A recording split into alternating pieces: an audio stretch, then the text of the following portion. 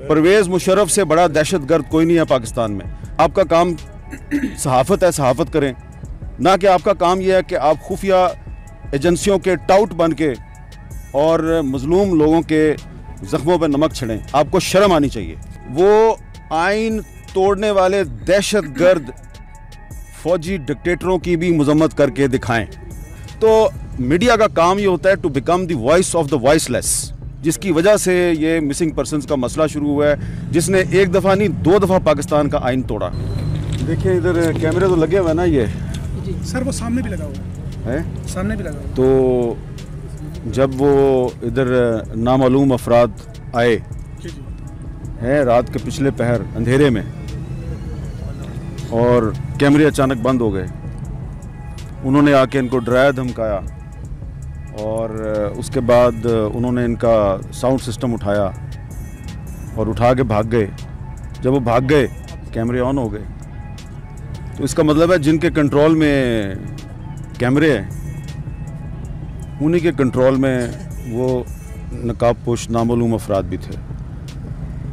तो इसलिए सबको पता है कौन है नामालूम अफराद, इतने भी नामालूम नहीं। अब देखें वो यहाँ पे जो लोग आके इनको किसी के कहने पे ऑफेंड करने की कोशिश कर रहे हैं, तो अब उनको तो अल्लाह ही पूछ सकता है, आप और मैं तो नहीं पूछ सकते। यानी कि तो जुल्म की इंतहा है। जिस तरह आपने देखा ना कि उधर गज़ा में जो इसराइल की तरफ से बमबारी हो रही है उसमें बच्चे भी मर रहे हैं। तो जब उस पर इंसानी हकूक़ की तंजीमें या फ़लस्तीन के लोग जो हैं जब उस पर चीखो पुकार करते हैं, कहते हैं जी हमारे साथ जुल्म हो रहा है, तो जो इजरायली मीडिया है वो फ़लस्तीनियों के आगे माइक कर देता है, कहता है आप हमास की मजम्मत करेंगे या नहीं करेंगे।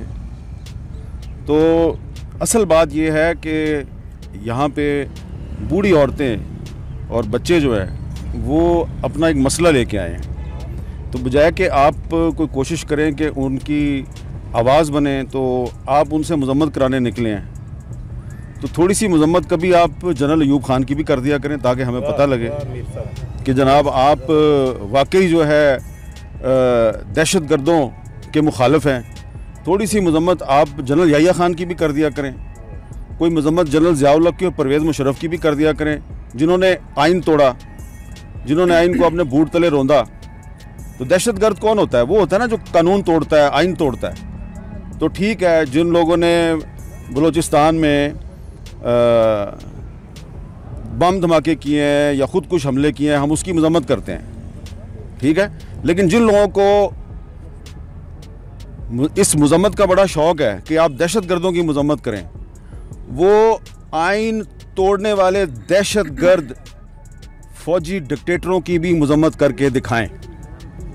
परवेज़ मुशर्रफ से बड़ा दहशतगर्द कोई नहीं है पाकिस्तान में, जिसकी वजह से ये मिसिंग पर्सनस का मसला शुरू हुआ है, जिसने एक दफ़ा नहीं 2 दफ़ा पाकिस्तान का आइन तोड़ा, ठीक है।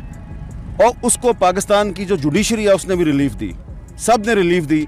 लेकिन अगर रिलीफ नहीं मिलती तो इधर जो एक बूढ़ी माँ बैठी हुई है उसको रिलीफ नहीं मिलती। तो मीडिया का काम ये होता है to become the voice of the voiceless.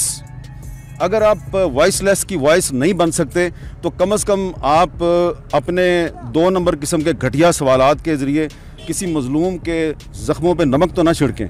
आपका काम सहाफ़त है, सहाफ़त करें, ना कि आपका काम यह है कि आप खुफिया एजेंसियों के टाउट बन के और मजलूम लोगों के ज़ख्मों पे नमक छिड़ें। आपको शर्म आनी चाहिए। परवेज़ मुशर्रफ से बड़ा दहशतगर्द कोई नहीं है पाकिस्तान में।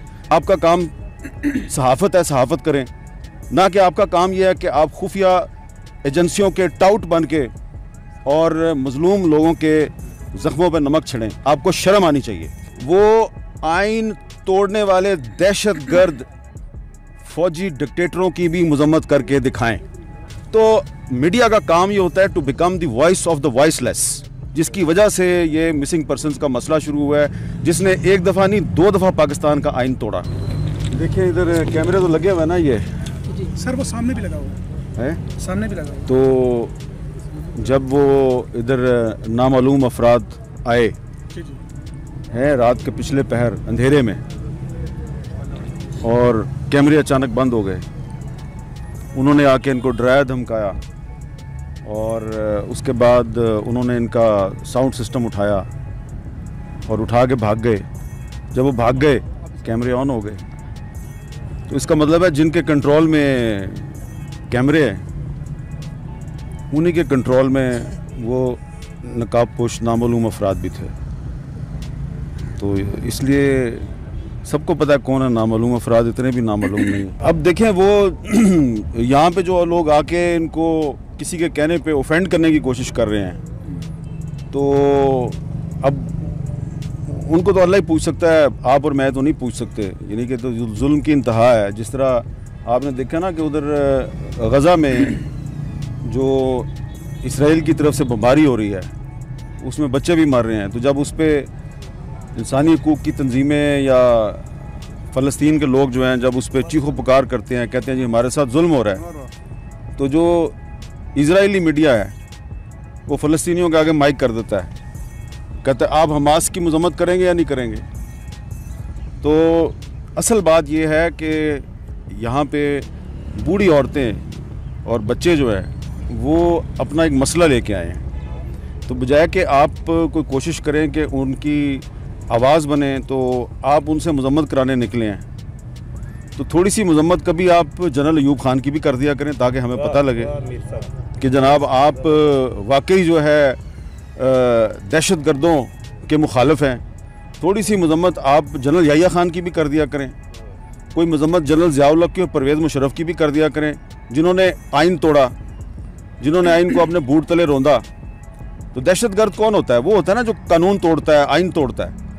तो ठीक है, जिन लोगों ने बलूचिस्तान में बम धमाके किए हैं या ख़ुद कुछ हमले किए हैं, हम उसकी मजम्मत करते हैं, ठीक है। लेकिन जिन लोगों को इस मजम्मत का बड़ा शौक़ है कि आप दहशत गर्दों की मजम्मत करें, वो आइन तोड़ने वाले दहशत गर्द फौजी डिक्टेटरों की भी मजम्मत करके दिखाएं। परवेज़ मुशर्रफ से बड़ा दहशत गर्द कोई नहीं है पाकिस्तान में, जिसकी वजह से ये मिसिंग पर्सनस का मसला शुरू हुआ है, जिसने एक दफ़ा नहीं 2 दफ़ा पाकिस्तान का आइन तोड़ा, ठीक है। और उसको पाकिस्तान की जो जुडिशरी है उसने भी रिलीफ दी, सब ने रिलीफ दी। लेकिन अगर रिलीफ नहीं मिलती तो इधर जो एक बूढ़ी माँ बैठी हुई है उसको रिलीफ नहीं मिलती। तो मीडिया का काम ये होता है to become the voice of the voiceless. अगर आप वॉइसलेस की वॉइस नहीं बन सकते तो कम से कम आप अपने 2 नंबर किस्म के घटिया सवालात के ज़रिए किसी मजलूम के ज़ख्मों पे नमक तो ना छिड़कें। आपका काम सहाफ़त है, सहाफ़त करें, ना कि आपका काम यह है कि आप खुफिया एजेंसियों के टाउट बन के और मजलूम लोगों के ज़ख्मों पे नमक छिड़ें। आपको शर्म आनी चाहिए।